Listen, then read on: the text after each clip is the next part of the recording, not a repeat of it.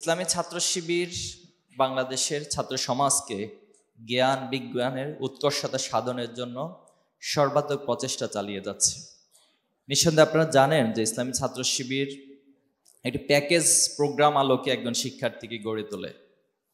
আমরা একজন ছাত্র হিসেবে একজন শিক্ষার্থীর একাডেমিক এক্সেলেন্সি প্রয়োজন। সেই একাডেমিক এক্সেলেন্সি অর্জনের জন্য যা কিছু প্রয়োজন, যে সাপোর্ট প্রয়োজন, যে শৃঙ্খলা প্রয়োজন, যে রুটিন মেনটেন প্রয়োজন, যেভাবে করে মোটিভেশন প্রয়োজন, সবগুলো আয়োজনই ছাত্র শিবির করে থাকে। এবং আপনারা আমাদের সাথে একমত হবেন যে একজন শিক্ষার্থী শুধুমাত্র একাডেমিক এক্সেলেন্সিটি তার জন্য যথেষ্ট নয়, বরং এই একাডেমিক যোগ্যতার পাশাপাশি তার মধ্যে সততা থাকতে হবে, দক্ষতা থাকতে হবে, লিডারশিপ কোয়ালিটি থাকতে হবে, সফট স্কিল থাকতে হবে, দেশপ্রেম থাকতে হবে।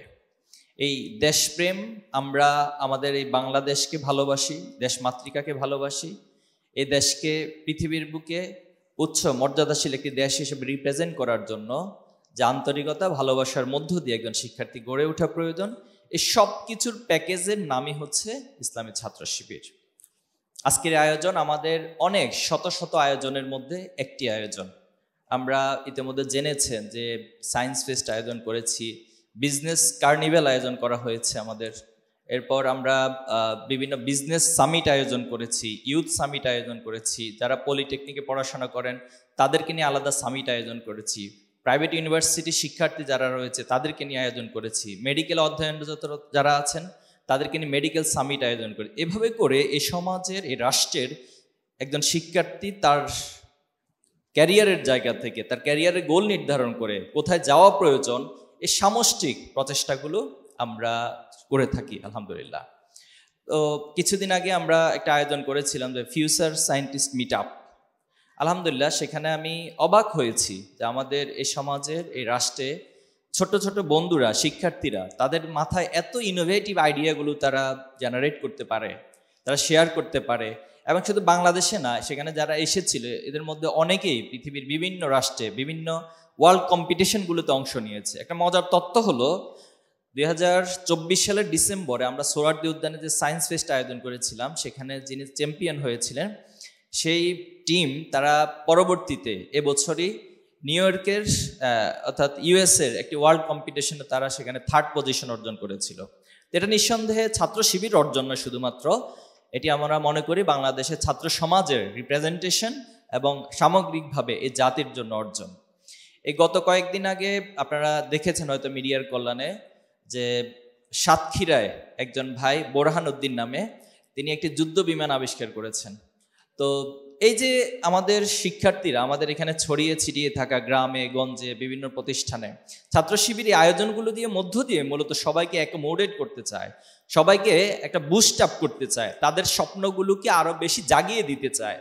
এবং আমরা তাদের পাশে দাঁড়ানোর চেষ্টা করছি। অনেকে বিভিন্নভাবে আমাদের প্রজেক্টের ক্ষেত্রে হেল্প চান, আমরা সেটাও আমাদের সামর্থ্যের আলোকে চেষ্টা করছি, অথবা যারা সেখানে ভালো কন্ট্রিবিউট করতে পারবে তাদের সাথে কানেক্ট করিয়ে দেওয়ার চেষ্টা করছি। আলহামদুলিল্লাহ, এই আজকের আয়োজনের জন্য আমি প্রাইভেট বিশ্ববিদ্যালয়কে এবং সকল পার্টিসিপেন্টসকে আন্তরিক মোবারক জানাচ্ছি।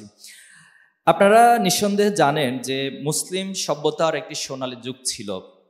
8ম থেকে 13 শতাব্দীর এই সময়টাকে গোল্ডেন এজ বলা হয়। কিন্তু দুঃখের বিষয় হচ্ছে যারা পৃথিবীতে কলোনি স্থাপন করেছে, সে পশ্চিমা সভ্যতা, তারা পুরো পৃথিবী থেকে লুটপাট করে পৃথিবীর মুসলমানদের জ্ঞান বিজ্ঞানকে ধ্বংস করে দিয়ে সেখানে রক্তপাত ঘটিয়ে তারা এই গোল্ডেন এজকে ন্যারেটিভ দাঁড় করিয়েছে এটা একটা ডার্ক এজ। অথচ এটা ছিল তাদের জন্য সবচেয়ে বড় ডার্ক এজ, কিন্তু সেই ডার্ক এজটা তারা টোটাল বিশ্ববাসীর উপরে চাপিয়ে দিয়েছে।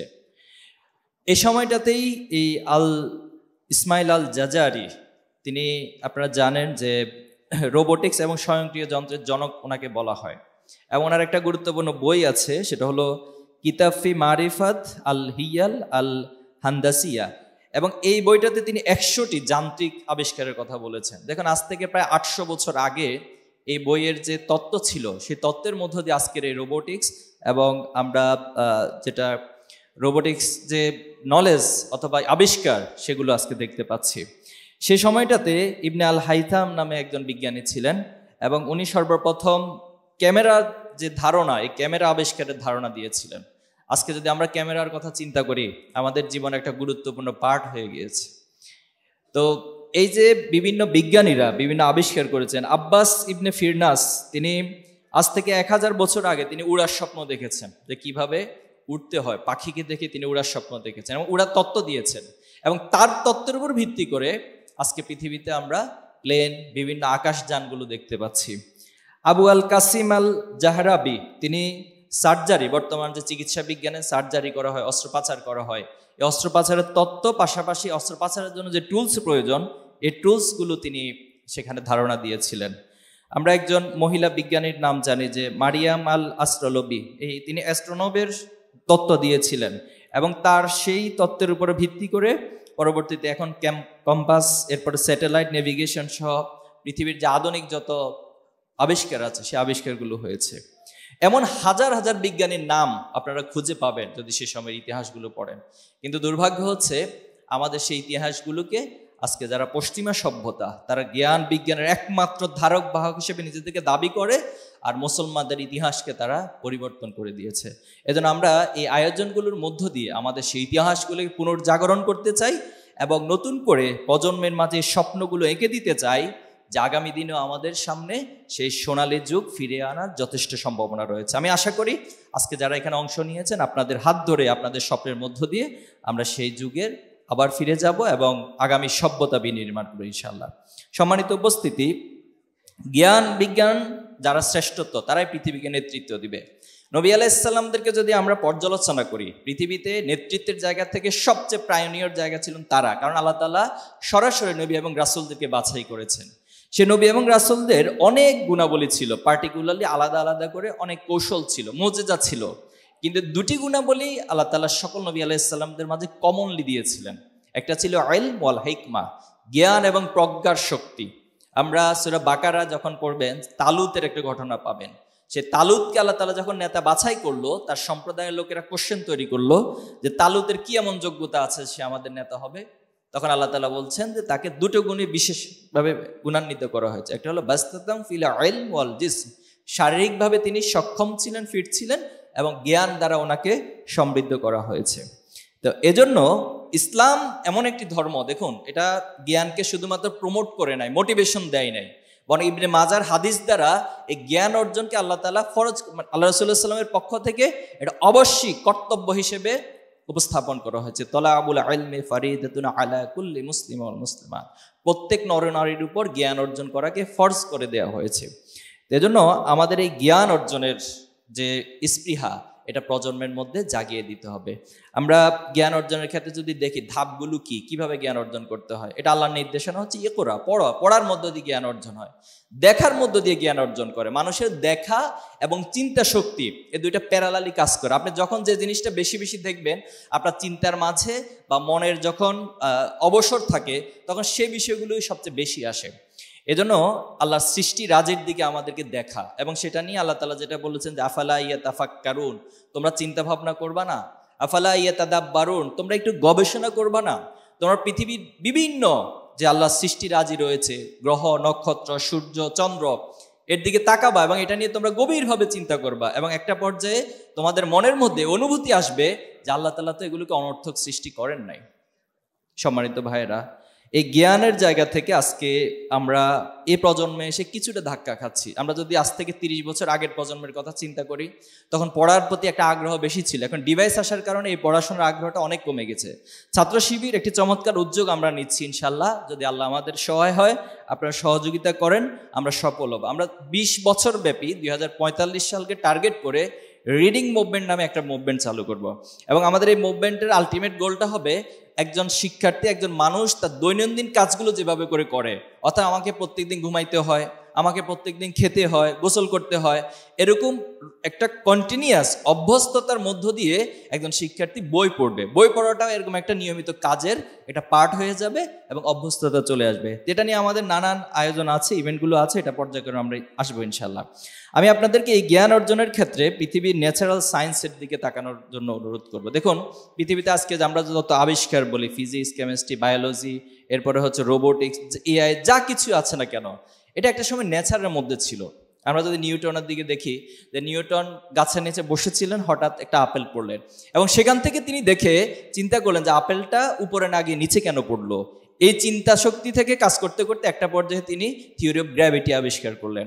আজকে যখন আমরা অক্সিজেন আবিষ্কার যিনি করেছেন, কিন্তু আপনি একটু চিন্তা করে দেখুন যে অক্সিজেনটা কি আবিষ্কারের আগে এই সমাজে ছিল না? অর্থাৎ আমাদের চারপাশে পরিবেশের মধ্যে ছিল না? ছিল। কিন্তু তার আগের কারো মাথায় কেন অক্সিজেন নিয়ে থিওরিটা মাথায় আসলো না, চিন্তা করলো না, আবিষ্কার করতে পারলো না? ইন দ্য সেম ওয়েতে প্রত্যেকটা বিষয় এভাবে করেই আসলে হয়। এই যখন আমরা এখন এরোপ্লেনে করে উঠছি, তো যখন পৃথিবীতে পাখি উঠতো, পৃথিবীর শুরু থেকে তো পাখি ছিল, পাখিগুলো উঠতো, তো কে একজন হয়তো পাখি থেকে তার মনের মধ্যে এই আশা জন্ম নিয়েছে যে পাখি যদি উঠতে পারে তাহলে আমরাও এরকম কোনো একটা যন্ত্র আবিষ্কারের মধ্য দিয়ে হয়তো উঠতে পারবো। এজন্য আপনি আল্লাহর এই সৃষ্টিরাজির দিকে তত বেশি তাকাবেন, গভীর দৃষ্টি দিয়ে চিন্তা করবেন, ভাবনা করবেন, তত বেশি আল্লাহ তাআলা নতুন নতুন আবিষ্কারের সুযোগ আমাদেরকে দিবে। আমরা বিজ্ঞানের যে লক্ষ্য, এই লক্ষ্যের দিকে যদি তাকাই, বিজ্ঞানের লক্ষ্য হচ্ছে মানুষের কল্যাণের জন্য সেটা কাজে লাগবে। পৃথিবীর প্রত্যেকটা ইস্যুর ভালো দিক রয়েছে, খারাপ দিক রয়েছে। আজকে যদি আপনি দেখেন যে ড্রোন আবিষ্কার হচ্ছে পৃথিবীর অনেক জায়গায়, এখানে অনেক ভাইয়েরা ড্রোনের প্রজেক্ট নিয়ে এসেছেন। এই ড্রোন দিয়ে আপনি চাইলে পৃথিবীর মানবতাকে ধ্বংস করে দিতে পারেন। আজকে যেখানে ফিলিস্তিন বলুন, কাশ্মীর বলুন, বিভিন্ন জায়গায় মুসলমানদের উপর ড্রোন হামলা করা হচ্ছে। ইরাক, আফগানিস্তান দীর্ঘদিন যাবৎ এখানে হত্যাযজ্ঞ চালানো হয়েছে। তার মানে একটা ড্রোন দিয়ে আপনি চাইলে পৃথিবীকে ধ্বংস করে দিতে পারেন, আবার চাইলে এই ড্রোন দিয়ে আপনি মানবতার কল্যাণেও কাজে লাগাতে পারেন। এখানে কৃষি সহ বিভিন্ন উপকরণ, আমি কিছু প্রজেক্ট দেখেছি যে কল্যাণের জন্য, মানুষের কল্যাণের জন্য এই প্রযুক্তিকে ব্যবহার করা। আবার চাইলে এই ড্রোন দিয়ে আপনি ফিলিস্তিনবাসীর জন্য কিছু খাদ্য সামগ্রী বা তাদের কল্যাণের জন্য সেটা কাজে লাগাতে পারেন। আমরা অ্যাটমিক পাওয়ার দেখেছি। আজকে যারা পৃথিবীতে মানবতার কথা বলে, মানবতার সবচেয়ে বড় ধারক বাহক তারাই কিন্তু পৃথিবীতে প্রথম অ্যাটমিক বোমার প্রয়োগ করেছিল। এবং আজকে হিরোশিমা নাগাসাকি যে ভয়াল যে ধ্বংসযজ্ঞ, সেটার জন্য তারাই দায়ী ছিল। অথচ অ্যাটমিক পাওয়ার দিয়ে আপনি চাইলে কিন্তু মানুষের কল্যাণের জন্য কাজ করতে পারেন, কল্যাণের জন্য সেটা কাজে লাগাতে পারেন। এজন্য ছাত্র শিবিরের জায়গা থেকে আমরা সকল কিছুর একটাই লক্ষ্য, সেটা হলো মানুষের কল্যাণের জন্য যেন সেটা কাজে লাগে। আজকে এখানে রোবোটিক্স যে অটোমেশন সিস্টেম, আমরা বিশ্বাস করি বাংলাদেশের প্রত্যেকটা সেক্টরে অপার সম্ভাবনা রয়েছে। এই অপার সম্ভাবনাতে যদি রোবোটিক্স এবং এআই এর প্রয়োগটা সবচেয়ে ভালোভাবে করা যায়, আমরা এখান থেকে অনেক ভালো কিছু অর্জন করতে পারবো।